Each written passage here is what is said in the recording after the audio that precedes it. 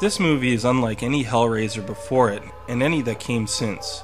Hellraiser Inferno is the real deal that isn't focused on gore, yet instead mastered what its predecessors attempted, a true psychological thriller. This movie focuses on a cop, a bit on the shady side, but genuinely a good man. His home life is far from perfect, choosing not to engage in maritals with his wife, instead fulfilling his lusts with prostitutes.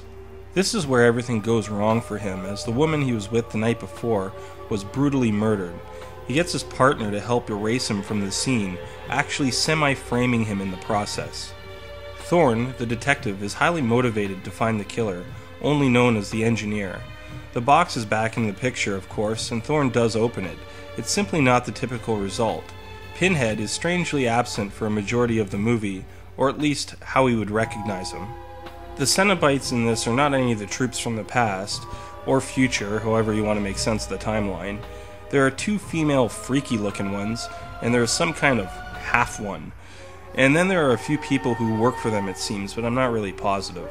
The lack of Pinhead is compensated with a brilliant storyline that has Detective Thorne on the brink of losing his family, career, his sanity, and health, all in the pursuit of this mystifying foe. One part with Thorne I liked was when he was in his house, and he witnessed his family dying. It was so surreal, it reminded me of Max Payne for PlayStation 2, and the dream stage where everything gets all eerie. The reveal scene of Pinhead, I believe, is the best in the series, but rather than his usual few lines and then his quick disposal, he plays further into the twisted plot and guides him further into insanity. The ending is just the beginning of another story, and that's all I'll say. I'll leave it for you to discover. I have to say that this is easily my favorite Hellraiser movie to this date, a true mystery story that keeps you guessing. It's obvious that Pinhead and the Cenobites are behind it all, but how it takes shape is brilliant. I imagine some people would be disappointed at the lack of gore, but this movie really didn't need it.